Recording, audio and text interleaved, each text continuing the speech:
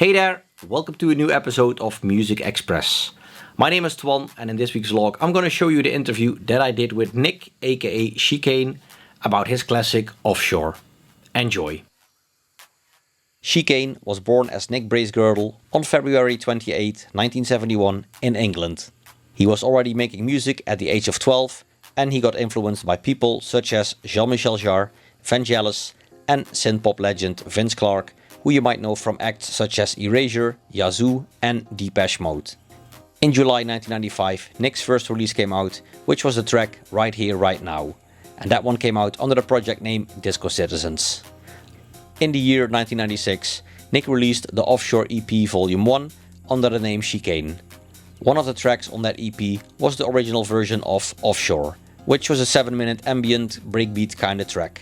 At the end of the year, Nick released a brand new version of Offshore on his own label Modena Records.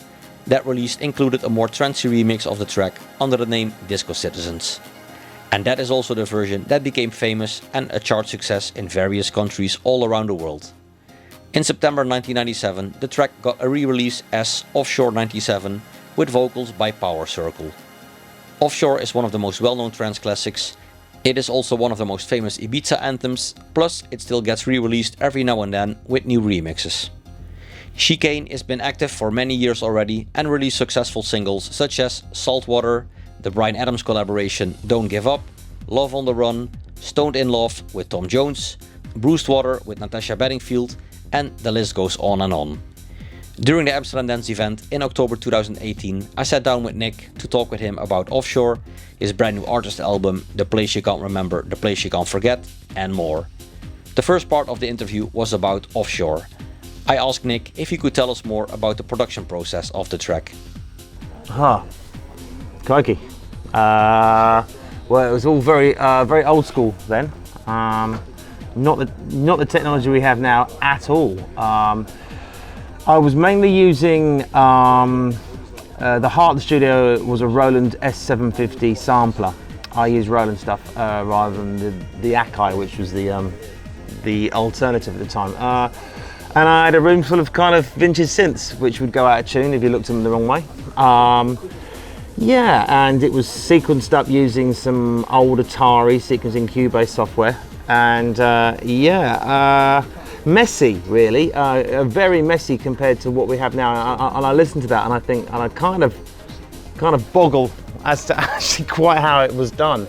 I do remember I had a big analog desk, and one of the things we have now, one of the things we didn't have back then, was the fact that now you can chop and change between projects. But I can remember things like Saltwater and Offshore, they remained on the desk for months, and to get any perspective you had to leave it alone for a couple of days and go and do something else, then come back and go, oh okay, that's what's wrong with that, and blah blah blah. Whereas these days you simply chop and change between projects, work on something else for a bit, and then you immediately recognise what's wrong with what you were working on, and that, the perspective becomes much easier with technology these days. Back then it remained on the desk from beginning to end, and you'd bring in a couple of mates to help do the automation on the things that you do automatically now, but you can simply do all the rides and the effects that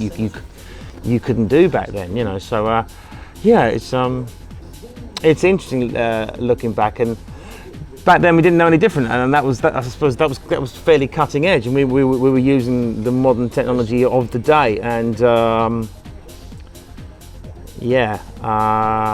but looking back it was just like, oh my god. How long did it take you to finish the track? Oh, a long time. The Offshores and the Saltwaters of this world were months and months, yeah, they were up there. I mean, Saltwater could have been on the desk for 3 months, I think. Yeah, it drove me nuts. You think you've heard it a few times. Was there any artist or another song that influenced you while you were working on Offshore? Not specifically, no. Offshore was very much a piece of music. It was probably the first piece of music I wrote which I managed to translate or evoke the feeling of what that record was about emotionally. Because I think when I started out, I used to go into the studio and have happy accidents and muck about and experiment. But that record had a very specific theme and idea behind it, and it was very much about the end of the summer, that record. Offshore was one of the very first songs you ever produced. How did you learn to produce? I mean, in 1996 there was no YouTube with all kinds of tutorials, etc. Yeah, it's all self. I think we were all self-taught. I think people like BT, Ferry, myself, Armin. We've all been doing this a long time, and you all got the same kind of equipment of the day, and you kind of found your way. From the age of about 13-ish, I started scrimping and saving and trying to get money to buy synthesizers and stuff. So from there to the age of about 25, 26, which is sometime around when I did Offshore, I was just in, my spare time was in my studio, and I think people don't realise, it took all that time to get there. What you didn't hear was all the pre-runners to Offshore and Saltwater. The stuff that was, that was just the stuff, work in progress. So, and I used to listen to records that I loved and understand what made them hit records, or why does this chord over that make me feel a certain way? What's happening there? And music's the only global language in the world, and we all understand it. And it's very weird. How is that happening? So I would look at stuff and dissect it and try, and then understand what it has. But I mean, but also, I was always going to do this. This is what I did, and it always felt, it was never difficult for me. It always came very easily, and I was kind of, I think when when you're a writer and a producer, it's not something that production techniques, yeah, but as a writer, it's not taught. It's just it's kind of in you. It's very hard to articulate what I mean by that. And I always knew I could do it, and it's really hard to translate it, but it's kind of. It just comes naturally. It comes very naturally, and I understand it. And for me, on a personal level, what I do happens, and what makes me tick, happens to have a commercial slant to it. I could be into some very random, obscure techno, which is very, very, very niche, and it appeals to 2 or 3 people on the planet. But what makes me tick is something that, and I have got a commercial ear, but also it's still credible what I do. So I was and I kind of knew what made a great record tick, and I think that's essential. And I think anyone that's written hit records has that DNA. I don't really think the genre trance was already a thing when you made the track. Was it difficult to get the track signed to a label because it was a bit of a new genre? Yeah, I can remember it very well. I can remember, in fact, Offshore was my second record. My first record was a Disco Citizens record, and we had that signed by a major record company. And there was that whole sort of period where we would press up 1,000 copies, do white labels, and you mail them to everyone. You got a mailing list, and it was a very exciting time. And all of a sudden, you had record companies on the phone wanting to sign your record. It was kind of, wow, this is really cool. This is some exciting stuff happening here. And Offshore was the same. We did that, and in fact, Offshore started off live as a down tempo record. It wasn't a trance record, yeah, I suppose trance as a genre was just in its infancy there. I wasn't following a template at all. It was just how that record came out, I think. Now Offshore is one of the most famous trance classics ever and one of your most popular releases. Did you have any idea it would be this big when you finished the track? Yes and no. Yes, because if you don't have any inkling, you're not doing. If you don't know when you're doing it right, you're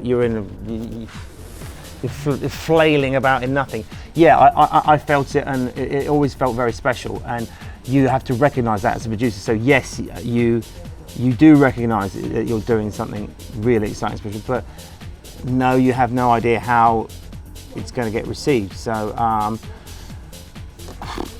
I can probably think of quite a lot of immense records which haven't been hits, you know, and some of them are mine.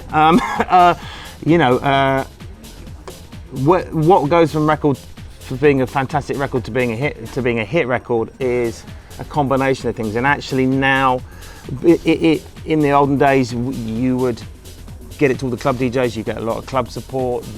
That would then migrate onto some specialist radio play, you know, a Pete Tong or something, and then that would migrate from there onto daytime radio, and then the thing would then go around the world. That's all changed. Now we're talking about Spotify playlists and different things happening with YouTube and social media. The process is different. Whether the product and the record is a hit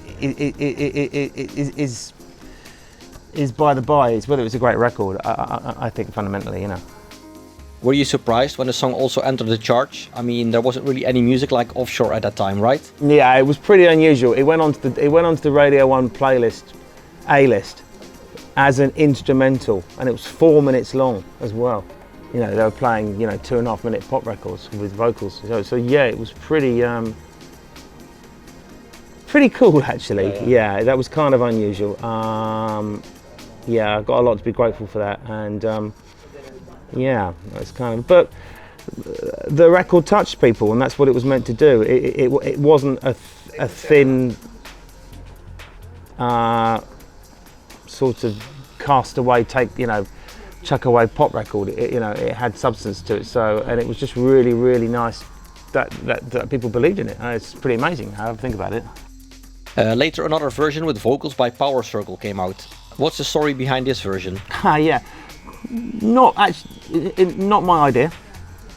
I happened to be signed to a label called Extravaganza, whose mother label was a German major called Edel, and it so happened that the Power Circle vocal was in the same tempo and in the same key as Offshore, and at the time a DJ called Anthony Papa started playing it as a bootleg, and people were paying attention to it. And it was only a year after the release, and actually I initially didn't actually want it to come out because it was too soon, and it felt like I'd run out. You know, doing it again was like, well, I've got no other ideas. You know, but it was unique that it actually slotted directly on top. You know, nothing was done. Hardly anything was done to that record apart from just bang it on top. You know, and again back then, you know, apart from re-singing it again, the technology to time stretch vocals and move things in time and in key was not what we have now, and it just so happens that it fitted. So it was kind of unique. But yeah, it was. I don't know how many versions of Offshore there are now. Yeah. So the Power Circle version, maybe this is one of the very first mashups ever. Yeah, it's very early. Yeah. Yeah. It's very early, 1997. What's your favorite memory when it comes to the release of Offshore? Wow. I don't know whether I have a favourite memory. I think it is the record that defines Chicane. It's the first hit record from Chicane. I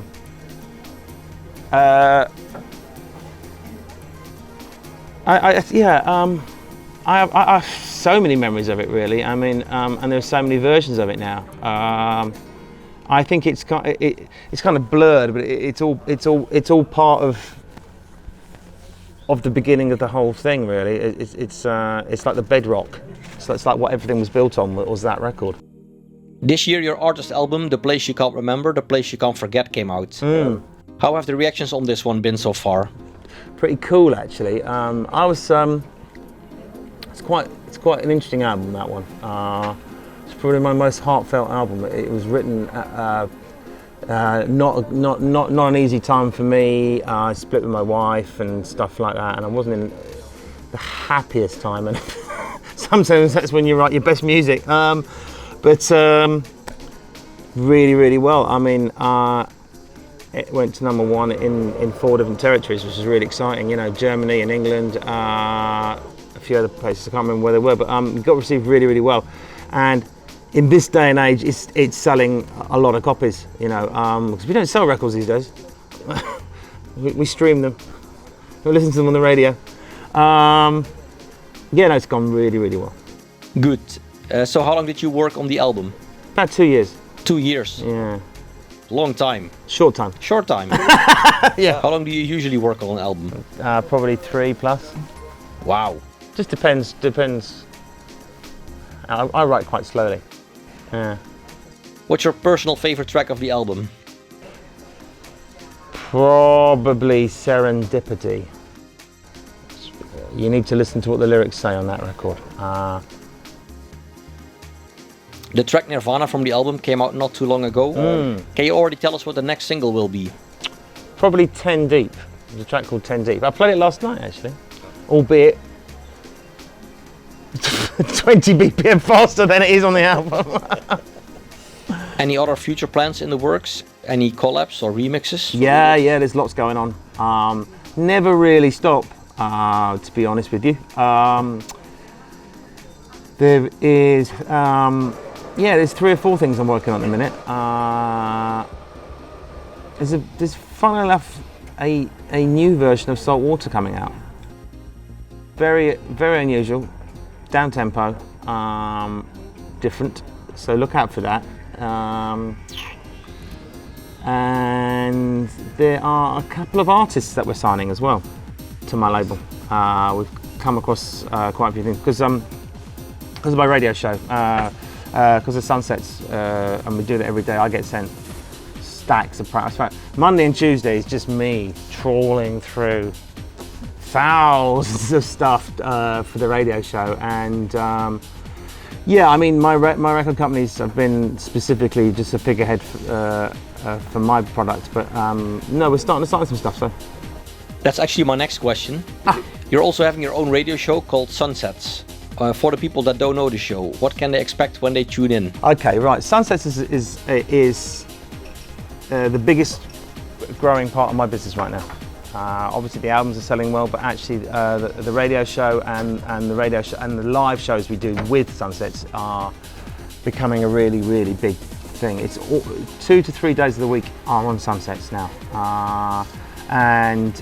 so the show was born out of wanting. We were wanting to do our own live shows, as in gigs, and we wanted to do something different, or something that was specifically representing what Chicane was all about. And we spent a bit of time thinking about it. And actually, the unique thing that is different about me than to other artists is that I have one foot in the dance anthems, and I have the other foot in beautiful, epic, chill out, whatever you want to call it, Balearic, beautiful stuff. So we devised the radio show as the start, and the live shows will follow. But it's basically a sonic journey. So you theoretically start on the beach, and you've got beautiful music, and then you progress from the beach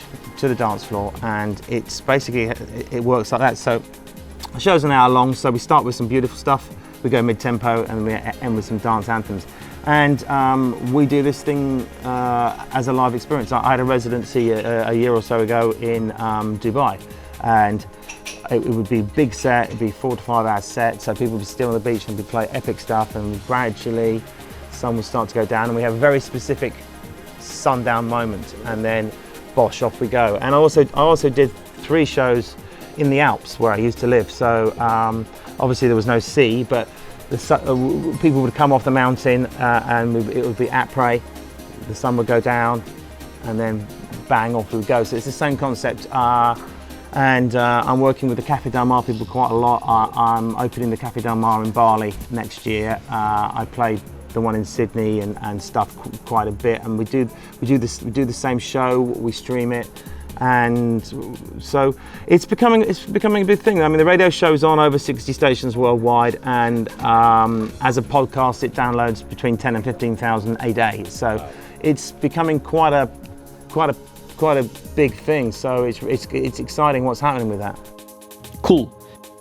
What can we expect from you in the near future?